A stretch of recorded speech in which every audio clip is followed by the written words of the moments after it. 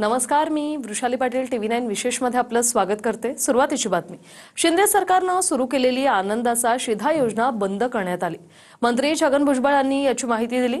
आनंदाचा शिधा योजनेसाठी निधी देणं शक्य नसल्याचं अर्थ विभागाने कळवल्याचं भुजबळांनी सांगितलंय। पाहूया।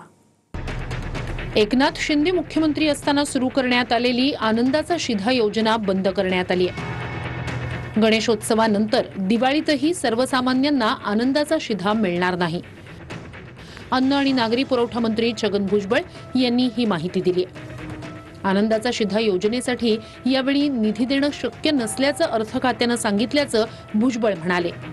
350 कोटी रुपयापर्यंत एक आनंदाचा शिधा द्यायला कमी जास्त असा खर्च होतो, परंतु यावेळेला फायनान्सने ठरवलं की जरा या बाकीच्या सगळ्या गोष्टी पाहता अशक्य होणार नाही। लाडक्या बहिणीची योजना जी आहे आपल्याला 35-40 हजार कोटी रुपयावर काहीतरी ते जाते, त्यामुळे ह्या ज्या निधीची ओढाताण निश्चितपणे होत राहणार आहे। शिवथाळी, आनंदाचा शिधा, लाडक्या बहिणीच्या संदर्भामध्ये जो काय बोजा सरकारवाला एका बाजूला एक योजना केली आणि गरिबाचा अन्न काढण्याच्या दुसऱ्या योजना बंद करतायत अशा प्रकारची शंका आहे।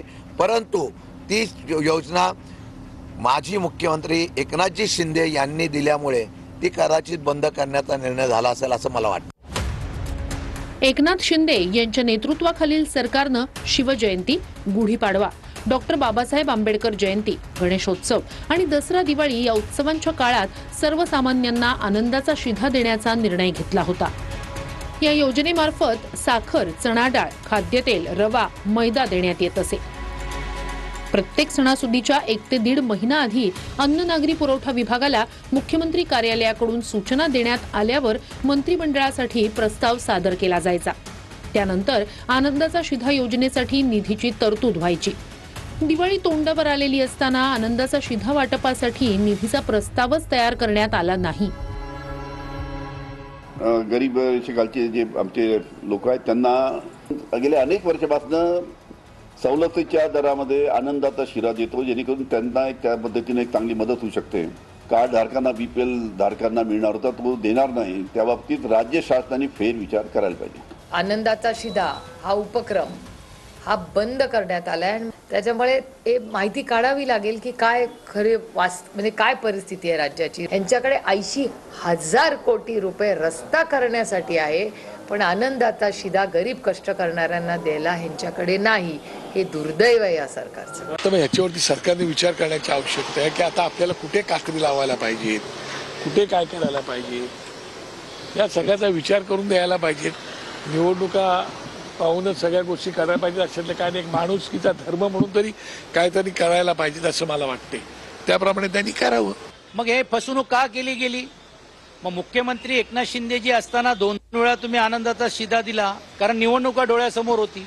आज तुम्ही तीच भूमिका का पहिले सुरुवातीला जाहीर केलं नाही? म्हणजे लोकांना आम्हीच दाखवायचं, लोकांना अशी मानसिकता तयार करायची की आम्हाला सरकारकडनं काहीतरी मिळेल आणि हाताश करून सोडायची ही त्यांची भूमिका आहे। मला असं वाटतं की या संदर्भामध्ये मी माहिती घेतो। मी स्वतः शिंदे साहेबांच्या सोबत त्यांच्या नेतृत्वाखाली काम करतो, त्याच्यामुळे मी त्यांच्याशी चर्चा करतो। मुख्यमंत्री महोदयांशी आम्ही चर्चा करू आणि त्याच्यानंतर याच्यावर बोललेलं योग्य आहे। आनंदाचा शिधा जो आहे तो कागदावरती राहिलेला आहे। आता दुःखाचा शिधा वाटवी। आता पण काय बोलतो मी, आनंद नसेल तर मग दुःख ना, आनंद आहे का? तुम्ही काय म्हणा, बोला ना जरा। गणेशोत्सवानंतर दिवाळीमध्ये जो आनंदाचा शिधा वाटला जातो, अरे जरा आता प्रश्न एक कोणी नाकारो, परंतु शासनाने इतक्या मोठ्या प्रमाणामध्ये जनतेकरता पैसा खर्च केलाय की थोडासा आता आम्हाला थोडंसं म्हणजे अजितदादांना ते सगळं तोलमोल करताना थोडा उशीर लागेल, परंतु होईल ते।